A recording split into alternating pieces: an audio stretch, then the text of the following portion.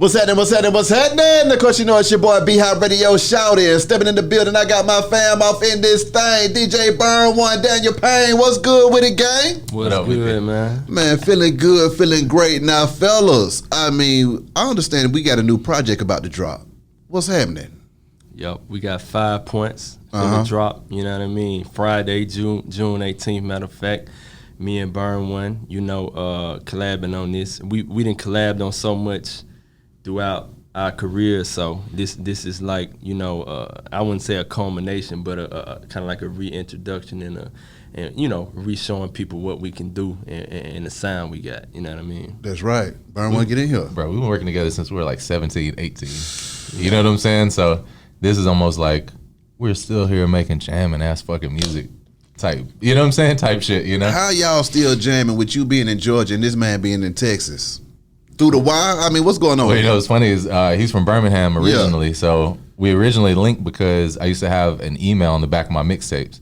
And I would encourage people to send me songs and stuff like that. And so I got a song from an artist named KD called Polos and Nikes. I was like, what is this? And the shit was super jam. And I reached out to him. And I've always had like just homies in Alabama and different places. So I went out there and just met with them.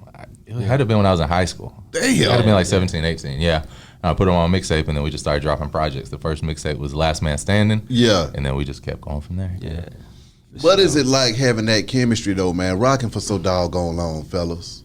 Yeah, I mean, I think it's rare in any time, but in today's time to really be with the same people, still working with the same people. But everybody that I still work with are the same people from the beginning. You know what I'm saying? Because it's like, they know what your sound is, and you grow with them. Like, you started off right here, but your sound evolved, they sound evolved, and they mesh together.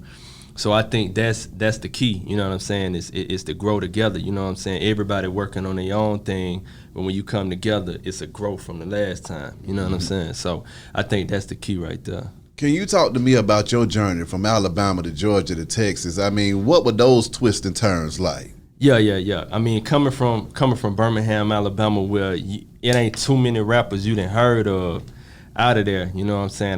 Matter of fact, I had the funny thing coming from Birmingham. I rap, but I played football. I came over to Atlanta to go to school, Clark, Atlanta. I played football. Okay, then. Yeah. I played football. So I was there one semester. Had some situations going. Went back to Alabama.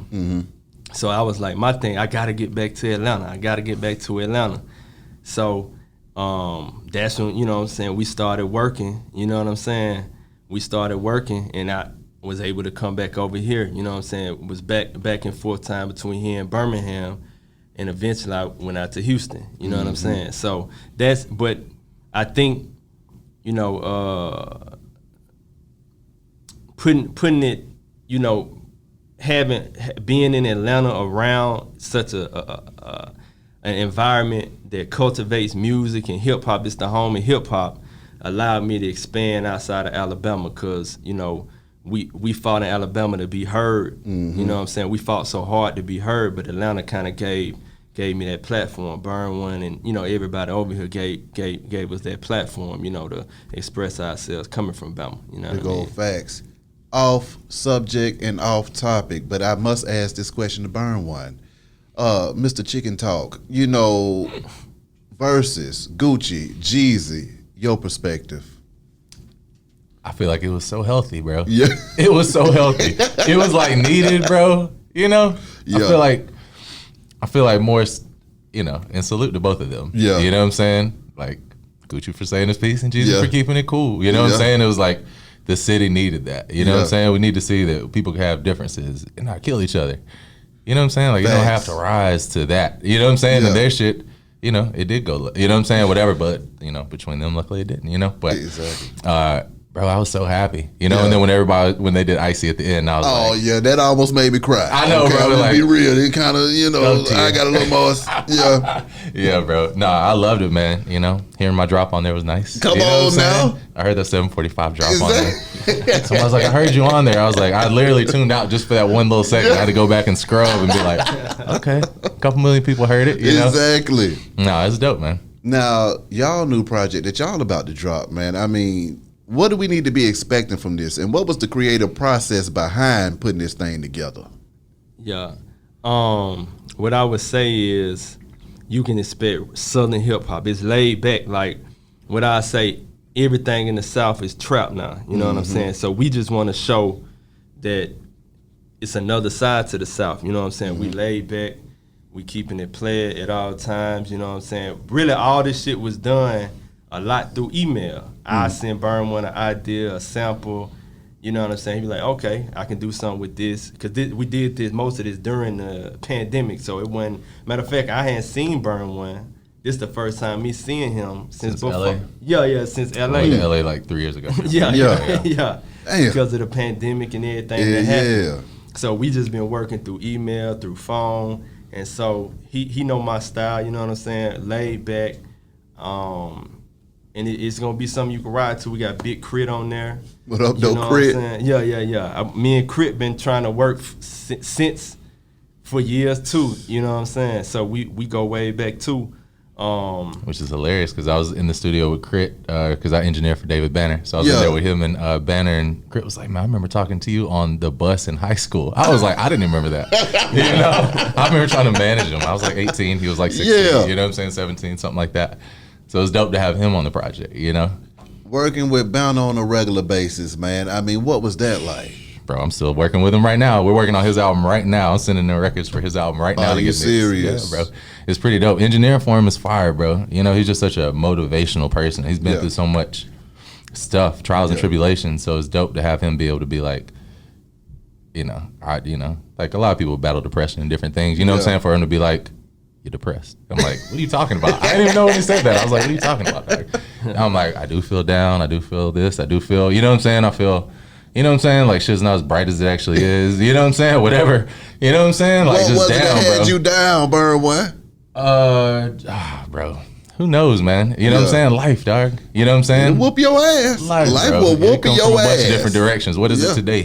You know what I'm saying? What is it today? You know, but it's just building that tough mental mindset to where nothing can shake you off your square. You know, that's right. But having somebody like him in my life as a mentor has just like been amazing. Like I met him when I was 17 too.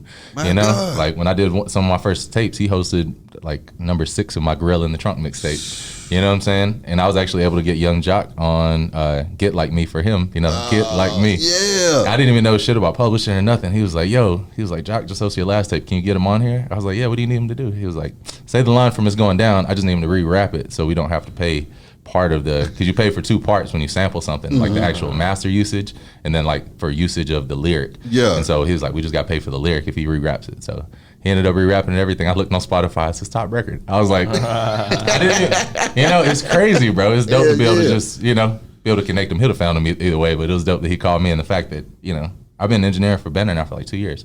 My God. He's like circled back around, and, it's dope to be able to be like, Dre said this about beats. While I'm mixing his beats, because I mix all his beats and everything, he's like, Dre said as long as the music's up and the kick and the snare's right in your face, you know what I'm saying? Yeah. You're good. And you're like, oh, yeah, that's right. You know what I'm saying? Or he'll be like, Quick said this, or he'll be like, such and such told me this, Battle Cat told me this. I'm like, I feel spoiled, bro. So I feel like I've always tried to share information as much as possible, As a producer yourself and seeing him produce, what is that like, seeing him in his element making them tracks as well? He's a beast. Yeah. He's a beast.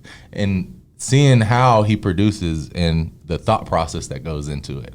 Like I was watching him on the drum machine, and he was like, yeah, Manny Fresh said to play it like a drummer. So he's sitting there, doing drum fills and fucking hitting that shit. And I was like, yeah, all right.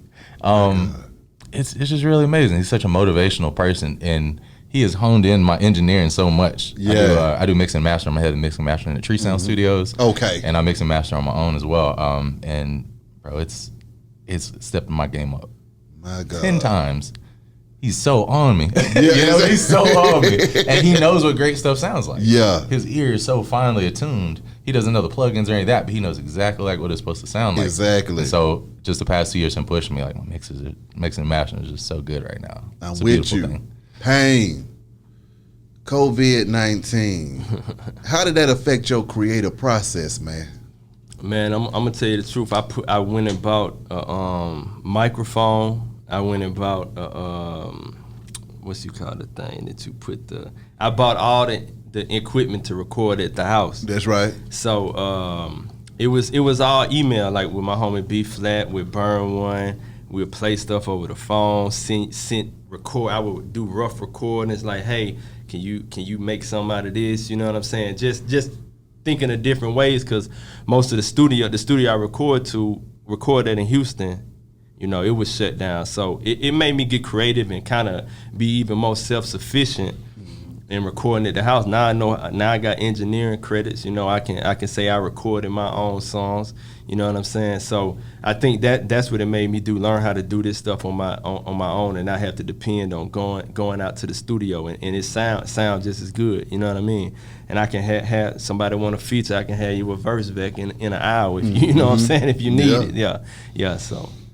When it comes to how the game has changed over the years, man, Yeah. from the mixtapes to the new digital world that we're living in now, I mean, what has that been like for y'all, putting out music independently and stuff like that without having to really go through the rigmarole, trying to get stuff pressed up and all this extra stuff? Oh yeah. I mean, at first, like when we first started, like going and actually pressing up mixtapes, going down here. It was a place in Gwinnett we used to go and get everything pressed up. Now and sell it out the trunk, you know what I'm saying? So the old way. So now the blog era is kind of where I kind of made my name, you know what I'm saying? Like he mentioned before, Boulevard Street, Dirty Glove Bastard, Traps and Trunks, you know what I'm saying? Yes, Smoking section. Section, you know what I'm saying? Yeah. Those are the ones who kind of blasted out in that era. So that's an era where I know we made a big name for ourselves. And now I like it more than ever because I forgot about live mixtapes era too. Like that was huge. But now you can drop it and you can actually. Back then we didn't get paid for, you know what I'm saying, them downloads. Exactly. Yeah. So now every time somebody play it, you gonna eat off of it. So it's way better now. You know what I'm saying? I would say definitely. Get in here, Burn One. Man, I feel like I done gone through all iterations of, because I got into music because I was one of the first people that got into computers when I was younger. I remember being like 10 or 11, getting like a real shitty computer. It was like a 56K dial-up, and I learned how to get on AOL chat rooms and download albums. And what I do, take them to school, burn them. That's how I got my name, Burn One. You know what I'm saying? Exactly. And then, so it went from there to nobody knowing how to use a computer. I was like the only one in my city, who knew how to use it. And then after that, I started burning CDs, and everything was hand to hand. I remember I'd get out of school and drive every day after school around 285 and drop CDs off to like Tobago at DBS, Theo at Super Sound. I actually ended up working at Super Sound. Yeah. And just dropping them off and getting advice. And I feel like that's what a lot of people don't get right now. Yeah. You don't get the teaching of going around and a DJ, giving your record to the DJ. Exactly. And a lot of people don't, and give the record to DJ, and the DJ play it and be like, yo, this ain't gonna work because the tempo or this or that, or clearly the people ain't moving. You can't do market research as well in front of people. You can put on TikTok and nobody pay attention to it, but you don't know what happened. As opposed to, I would literally bring my CDs in because I learned all on my feet. I literally only learned by fucking up. I brought my CDs in. I remember I had a cover. I thought it looked good. Yeah. And I remember Tobago was like, why ain't you got no writing on there? On the CD itself. And I was like, oh, I don't know. He was like, what if I take these CDs out and they get lost? I'm like, you're right. Damn. So I literally learned because they taught me. Yeah. These people took the time to teach me. And I'm like, I don't see a lot of that. Yeah. Like, especially for my engineering skills, I've had very few. I'll say I'm lucky to have certain mentors that will answer my questions, and the late great Seth Firkins, people like that in my life. But there's nobody to where like you can assist for, and they're gonna teach you how to mix and master, like how I read back in the day. Exactly. You would like work up under somebody, and you would see their process. There's none of that. You can go on YouTube and learn, but you don't know if you're learning the right thing. Facts. So I always say like one of the biggest things right now is just discernment. From fact, fiction, what is information that you need, what is information you don't need. Because especially if you're just going through YouTube tutorials, I might watch a whole 10-minute thing and just use 30 seconds and be like, that one plugin or that one thing was what I needed. If I could teach other people to think like this. What do you think about the distribution side of it though now? It's just press and upload like, instead of having to ride around 285. Now that's better to be able to just drop it online, but everybody can do that. So now you have such more of a flooded market. Yeah. To where before you were competing with the people who were the grinders. Yeah. You know? Now it's like somebody could just drop some shit and it pop, which is fine. That's dope. I'm with you. But it's a little bit more, you have to fight for your market share or something like that. It's harder to cut through. I feel like when we could go hand to hand. You could just have this personal connection. Exactly, with everybody. Right. How do y'all feel like social media impacts being able to penetrate that market as well? Yeah, I mean, with the social media is key because you can actually, that's a good way to get market research. You can see if the people like it or love it right then and there. But at the same time, you got so many people, you know, you can do some antics and get, you know what I'm saying, and say, okay, I got enough buzz to drop my music now, you know what I'm saying, whether that's, you know, good or bad. But yeah, I mean, so I love social media, but I just started using it as straight business, a business tool. Now I understand it for what it is, you know. So a lot of people mix all types of things in the social media, but I think when you know to strictly learn it for business, know how to run, know how to advertise, know how to market, it can be a great thing for you. You know what I'm saying? So I think that's really the route that I done taken with social media. It can make you lazy too, because like I said, I remember those days when you had to be out there, like, yeah, you know what I'm saying? Like I'm in the trenches in Atlanta, in Birmingham, in Huntsville, and in Montgomery, you know what I'm saying? Actually with people, you know what I'm saying, passing out CDs, passing out flyers. But now it's like you just drop it and you know, it's all on the internet. So it take that aspect out of it. But it's great, you know what I'm saying? I say it's great, you know what I'm saying, social media. Exactly. I feel like you used to have to really want it. Yeah. You used to have to really want it. Like I had to go to Sun Valley to do chicken talk. That's right. You gotta want it. You know what I'm saying? Like, answer me this though, fellas. How do you feel about TikTok though, man? Because I was just having a conversation with somebody the other day. Records, that's where they're getting broke at now. Is TikTok. You see that challenge way before you even hear that song now. How do y'all feel about the influence of social media like TikTok in breaking records? And is that something that y'all like to try to get into as well with y'all music now? It's dope. It's dope. Any way people can find to get music out, I'm all for it. You know? And I see, you know, the different social medias has a whole different demographic. So when I run, let's say, ads and I promote stuff on Facebook, it's a totally different group of people than would be on TikTok, Instagram, Twitter. And it's like everybody broken up in these little categories. So it just depends. You can have you a record just for TikTok that you breaking on there. You can have you a record just going viral on Facebook and Instagram. Instagram, I think, is more so for the visuals. Facebook is kind of like a personal experience. Like people, they really want to, you know, relate to it personally and show represents them. Instagram showing you that visual. So if you got the plus video and everything, that's good for Instagram. But then Twitter, it's kind of like a mix between them all. But you can have some witty, some, you know, to get your message out. You might not be able to get it out on the other platforms. But TikTok is for something catchy that people gonna see and like, oh, okay, it's gonna move quicker than all of them. But yeah, they kicked me off TikTok, which I don't even know why.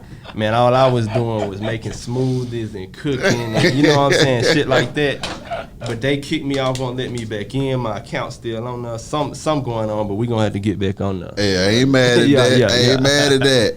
Chicken Talk, Sun Valley, man. What was that like being in the middle of Sun Valley cooking up that chicken talk with Gucci Mane? It was a good time. It was funny because I pulled up and Gucci was outside in his red Thunderbird with his cousin, and he was like, "Yo, I want you to meet somebody," and it was OJ. He was like, "This is my artist," and OJ looked at him. He's like, "I'm not your artist." He's like, "This is my artist." He's like, "I'm not your artist." He was like, "All right, but I want you to host this mixtape." He was like, "But I'm not your artist." He was like, "All right." Yeah. Like, they were just going back and forth, but it was so funny. It was cool, and then we just rode around and kicked it, and then eventually ended up making some music.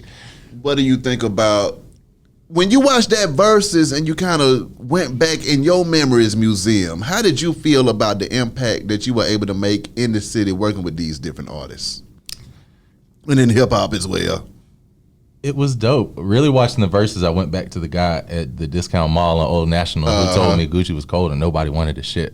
Whew. He didn't know I had Gucci in the car. Yeah. He didn't know Chicken Talk was that shit. You know what I'm saying? It's like, he didn't know. Yeah. But going back to that, I was like, damn, from that to this. Yeah. What a dope thing. And then reading Gucci's autobiography, he pretty much gave me credit for giving him the blueprint for mixtapes. Yeah. Because I saw what 50 Cent and Dipset was doing in New York, and I was like, you can do an artist mixtape but you have original music instead of rapping over other people's beats. That was my whole pitch. He was having label problems, so my pitch was, you can get show money without the label. You can put out your own shit. He was like, all right, let's do it. But that wasn't until like a year and a half later. Yeah. At first, he was like, what does the mixtape know? And I appreciated it, because there's nothing worse than somebody saying yes, giving you their number, and just allowing you to blow up their phone or hit them up and they don't hit you back. I hate that. So I respected them off the jump from just saying no. I was like, great. Yeah. I got a hard answer. I got a definitive answer, and I can move forward. And it's not like I'm sitting here 6 months later. You said we were going to do this thing. Exactly. And, so it was dope. But I'm happy to just be a part of it in any kind of way. Them NFTs, man. Break them down to me, Burn. It really will. Also, too, how many careers he spawned. That's what I was thinking about. Not only just him, but Waka and Nicki, and there's so many people. You can go for like 20 artists. Exactly. You can go for 25 artists probably of artists that you really fuck with that they had an impact in the culture themselves. Come on. And they were ushered in through him. You know, they were ushered in through him. So it's like it's nice to be like, all right, I was somehow a piece of this. See, now you just gonna make me have to take the conversation where it needs to go. Mount Rushmore time. I mean, who you got on there? Because see, I was just talking to somebody. Well, I was just talking to Wick about it literally yesterday about Gucci and the impact that he had based off of the careers that spawned off of his career alone. Oh, yeah. So I can't just say the music that he did itself, but I'm talking about the stain that he put on the game that puts him in that Mount Rushmore. Who are in y'all's? I feel like you got to have Big and Dre. Always. That's like a worldwide. That's so much bigger than just Atlanta. Facts. So I feel like they got to be like. Answer me this though, Burn One. When you talk about Big and Dre, do you feel like we need their presence more in the culture so that they can maintain that, or do you think they did enough to where it will be maintained, or do you think that these new young gunners that were born in 2020, I mean into the year 2000, are gonna be like, who? Outkast? Because like I told somebody, I was telling Wick, I said they started at Stankonia. They don't know about Southern Playalistic Cadillac Music, AT-Aliens, and Aquemini. Those are Outkast albums. Those new albums, those were hard. But those were the ones that really changed the game in hip-hop. Yeah. Do you think that we need their presence deep? Do you think the relevancy will fade if they don't show their faces? No. I think we want them to be more. Exactly. But how much more could they do for us, bro? You know what I'm saying? Like Outlast every year. Yeah, I mean that would be dope. Yeah, you see what I'm saying? I'd like to see that every year. Once a year, that's all we need. I feel like they were the original artists that laid the blueprint for coming out with music in Atlanta. Yep. So it's like I can't ever say I need them to do more. I would love to hear more Andre verses. I'd love to hear him dropping features and all that. But if you're not inspired, I don't want to hear that. That's what people are missing. They're like, we need new music. I'm like, if this not inspired music, nobody really wants it. Yeah. You don't want to come out here and be like, oh wow, he's bored, or he said all he had to say. Or but what about the stories that they got to tell? You know, honestly, I feel like educating people on Outkast is our job. Ooh. Yeah. Come on us, with bro. that. I'm with that. It's Come on us, with bro. that. So Come on with that. I remember when I signed Pierre Bourne. Yeah. And I was doing we did a party at the department store, and I played Kilo Ali's Baby Baby. Ooh. He was standing right beside me. He looked and he perked up and he was so happy. He's like, what the fuck is this? He's like, how have I not heard this? I was like, oh my God. You never heard of Kilo Ali? He's like, what is that? I was like, damn. I was like nothing. He didn't know nothing about it, and I played it, and he was just like, wow. So I feel like that was like an educational moment. That's as a right. DJ, I feel like I've always tried to educate in my sets. Exactly. So I feel like just as people in the media, DJs, we have to.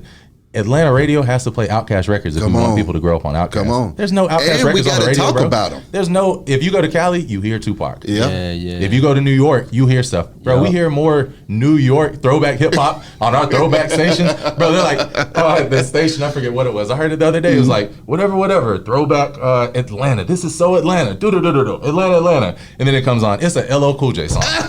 Nothing wrong with LL, bro. He's LL Cool J. Thank you, bro. But this is Atlanta. Yeah. Why are we not hearing Ghetto Mafia? Yeah. Why are we not hearing Outkast? Yeah. Why am I not hearing Mr. Cool? Come on. You know, like why am I not hearing real classic Atlanta records? Exactly. Baby playing more than once. You know, on one cookout Memorial. Exactly. I heard it on Memorial Day. Shout out Pretty Boy Tank. He was killing it, bro. He killed the mix. You know, but I'm like, we have to educate and we have to play these records if we want these kids to care. Do you know why they don't know about Outkast? Because nobody's playing these songs. That's who's playing them in Houston. you still hear, like you can be riding anywhere, you gonna hear Lil Kiki the South Side. You gonna hear still. Matter of fact, my sister came to visit me in Houston. Time she got in the car, Still Tipping came on the radio, and she was like, "Oh, we in Houston now." You know what I'm saying? You just gonna hear that. And speaking back to like in Birmingham, for example, we got all the underground music. So like when Gucci, he might not have been 110% accepted here or wherever, we got him in Birmingham. So we got all that underground. We love the underdogs there because they came to market there. Yeah. So we still hear that. You know what I'm saying? In Birmingham, we still hear the old school. But I think it's like in Atlanta, it's so many new artists coming out, and everybody moves here that it's such on the what's the new wave, what's the new wave, what's the new trend, because it's it's progressive, it's a trendy city. You know what I'm saying? Like, cause everybody got to keep up with the latest fashion, the latest music. So I think that's how I get lost. But I because like you said, in Houston, LA, when I was in New York, you walking down the street, you hearing doing it and doing in the coffee shop, you hearing it in the club. You know what I'm saying? Matter of fact, my memory on Snapchat, I was in New York, and it was LL Cool J playing in the background. So that was today. Just think, when's the last time you cut on Atlanta radio and heard Outkast? Yeah. If it's not Memorial Day. Well, see, on Magic, they do pretty good with Goody Mob and Outkast. You're going to get your... But I mean the hip hop stations that the kids are listening to, bro. See, the kids ain't getting fed it. Now that's what I'm saying. We're not even getting like a throwback mix. Yeah, we're not even getting like here's a taste of some. Yeah, I'm saying Pretty Boy Tank, his Memorial Day mix. I'm like this should be like mix show at least once a week. You know. I mean, well, his class got to be in session. Who else though you got on your Mount Rushmore though? Gotta have Tip and Jeezy. Facts. Gotta have Tip and Jeezy. What we got 5? Is it 5? Is it 4? I'd actually be happy with that. There's other rappers that I have that I'm like, personally to me mean more, but I can't say for what. T.I. started trap music, so how can you discredit the person who literally everybody's making trap music because he said the phrase? So past that, and then Jeezy made it real to where everybody could do it. I gotta ask you who is left off of that, because you say Cass, Tip, Jeezy. Who number 4? Oh, because you put Outkast together. Yeah, I got to put Cass together. No. So you're not letting me walk out of there like that. Exactly. Oh, man.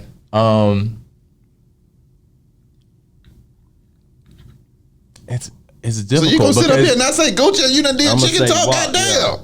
Oh yeah, Gucci. My bad. I thought that was a given.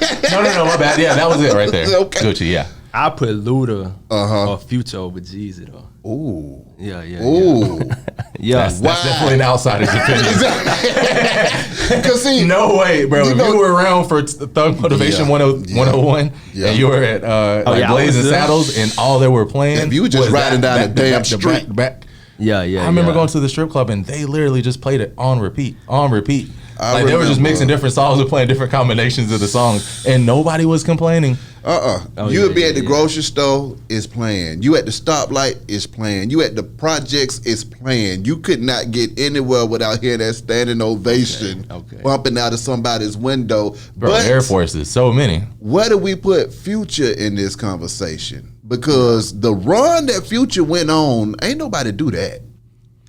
Probably not enough spaces for actual Mount Rushmore. You know, it's like I think we could like appreciate people for what they've done. Exactly. You know what I'm saying? And be like, this one's better than that. Because I mean, how can you really compare? Future changed the entire sound of the music industry, but he still ain't getting that top 4. Folks ain't even letting them in that top 4. That lets you know the Atlanta history, bro. Yeah, that lets you know the Atlanta history. We're kind of stacked. Exactly. It's kind of not very fair. And so I always. For me, I throw Future in there for me because just that run that he went on, it was just ridiculous. We ain't seen that, and I don't know if we're going to see that again out of anybody else. Now, when it comes to this music, though, fellas, what is the future of this thing? Where's it going next? I think musicianship is coming back. Ooh. Clearly, live instruments are coming back. Yeah. You hear records like Quicksand and different things. I think musicianship's coming back, people caring. You know, when you were asking earlier, what's the album? Me and Dana fans. What does it sound like? It sounds like country rap tunes. Ooh. Shout out to the late great Pimp C. That's what we make. Pimp? That's what we make. Country rap tunes. You know, raised by organized noise and 3 6 Mafia, Mike Dean, and N.O. Joe. Yeah. John Vito and all these people, like these classic producers who put this soulful. They weren't just taking samples and looping them like hip hop was doing before, which was dope. They were putting live instrumentation on top. Facts. And then they were taking the sample out and just leaving the live instrumentation with the music. Yeah. And so that influenced me to where now I'm doing sessions with Organized Noise, and it's like, it's hand to hand. Exactly. You know? You can literally have your own niche now. So you don't even need to do what's hot at the time. Like, you can drop a record or a whole album and it can be for a specific niche market. And them people, they're gonna find it. It's gonna hit the algorithm, the Spotify, iTunes, YouTube, they gonna recommend it just because you listen to this type of music. So you don't even have to sound like nobody else. They're gonna put you on a playlist. Okay, you similar to this, the algorithm gonna push it to you. You similar it's an algorithm. Life now is an algorithm, from everything from the social media to what the ads we get on our phone. You know what I'm saying? So you can really just, and you can make that same song 1,000,000 times, but change it up. But the people gonna find it if they into that. So if you make, like we said, country rap tunes, if you make trap, if you make alternative, if you make whatever you make, the algorithm is gonna find you, and them people gonna find you automatically. It's gonna be pushed to them. So yeah, you can be as creative as you want to now, because as long as it's fire and it's dope, they gonna find it. You know what I'm saying? So yeah, and you can push the limits. And I think a lot of producers and different people are gonna realize there's more money in music in different places than just the places you think. Yeah. Everybody running for placements with the hottest rapper. There's the flip side of that, there's producers making lo-fi beats, making a killing, never got a placement in their life. Ain't thought about a placement, don't care about a placement. Yeah. So it's just looking at different places. Maybe you want to compose for video games or something else, or NFTs, or Break down the NFT, burn one. What the hell is it? I keep on hearing the word being thrown around all the time, and I'm like, not fucking with things. I don't know what it stands for. What is NFT? So we got into them almost a year ago now, which seems kind of crazy, but it's non-fungible tokens. And so basically what that is, non-fungible just means there's no one-to-one correlation. So if I got $1 and you got $1, those equal the same amount. If he creates an NFT and I create an NFT, there's nothing that says those two prices correlate. Their value is completely, so that's what that weird word means, But I feel like after you get past that point of the barrier of entry, all right, so basically NFTs are a data journal entry onto the Ethereum blockchain. Now, there's different blockchains you could use, different cryptocurrencies. That's what Ethereum is. So you got Bitcoin, a lot of people know about that, Ethereum, and different things. So basically, you're creating a piece, and it's either a one-of-one or a collection, and you're releasing that piece. It's a way for people to own things digitally now. There's never been a way to actually prove I own this thing. And so now memes can be owned. Yeah. You can release a song. You can release art pieces. Like me and my team, we've been finding different visual creators across the world through Twitter. Talking about social media. Yeah. Everything's all happening on Twitter and Discord for this community. And so I'll hit people up. I'll find people. I'm like, oh, this person's dope. Yo, I'd love to score a piece. Yeah. And so I hit people up for 7 months and nothing, because it was so new. People weren't even thinking, oh, music could go on this. Yeah. And so finally one person said yes, and we've sold like 20 pieces since then. And so basically we'll find visual creators. They'll have like a piece, which is like maybe, it can be anywhere from, it literally can be anything. Like the piece we just sold was a 3-minute piece it's a time lapse, a hyper lapse piece with this guy named Knowles from South Korea. And so he went out and shot over a year this time lapse piece for 3 minutes, and then we scored it. That's hard. And then we just sold it the other day for like 3 Ethereum. And split it. So exactly, it's pretty cool. Which the price of Ethereum fluctuates. So I know. Sometimes it goes up, sometimes it's down. So depending on, so there's that, and then there's just a little bit of barrier of just cryptocurrency, because I wasn't even into cryptocurrency before I got into NFTs, and now I'm more knowing. But I'll say for anybody that wants to know about it, this guy named DCL Blogger. If you go to YouTube, DCL Blogger, what's an NFT? That's the video I send everybody. So go and check that out, and that'll give you like the real primer of exactly what it is, how to set up your MetaMask, get your wallet going and all that. But it's a whole new world. The guy who created the code for the internet just came out with the NFT with the code of the internet. So it can really be anything. I've seen a UFC fighter put unlockables, so you can have unlockables, which are different things that are when people buy it, it can either buy access or utility or just a piece of art. This UFC fighter sold tickets to the like his fight. So you could come and hang out with him backstage at the fight. You could get this like design thing that was made and a couple other things. So all of it is pretty much visual based. Right now it's mainly like motion graphic designers. Photography is starting to blow up in the space now, and then music's coming right behind it. That's gonna be hard. Yeah. Lastly, fellas, what are the songs that we need to be looking out for on this project that y'all coming with, man? Yeah, like I said, we got Royalty with Big Crit. Yes, sir. We got G Perico out of LA. What up, though, Perico? Yeah. Yeah, he on there. He on a song called Benz. Matter of fact, we sampled, a classic Atlanta song on that song, Benz. I just want to see if everybody will find it, what song that is. I would think Benz and a Beamer. No, that ain't it. Oh, okay, just making sure. Nah. But it's a classic Atlanta song. And then we got my personal favorite is Born. You know what I'm saying? That's my personal favorite.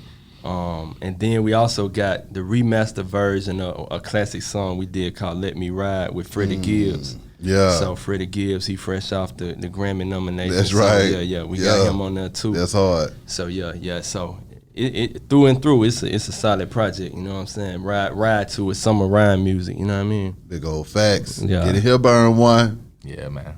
I love them all. I love them all. I think, I'm a project guy. Yeah. So I'm like, just put it on, let it play through. Exactly. Let that shit ride.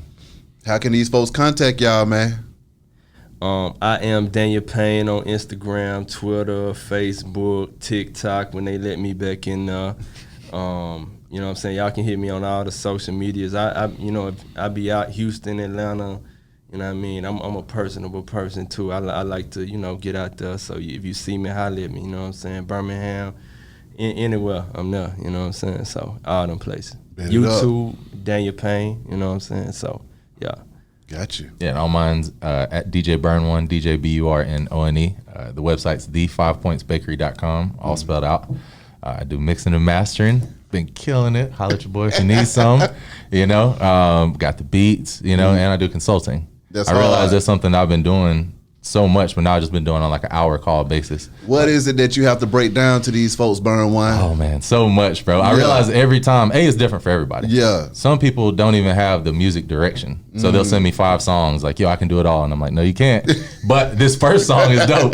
You know what I'm saying? They're like, people have been telling me that's the song too. Yeah. A lot of people just don't be listening to folks. Exactly. They'll play for people like, oh yeah, everybody thinks that, but I don't like it. Yeah. I'm like, if everybody likes it, it may be something there. Facts. And then some people don't have their mixing and mastering together. Some people don't have their marketing together. Some people have all of it together and have no idea how to communicate with people. And so it's different for everybody.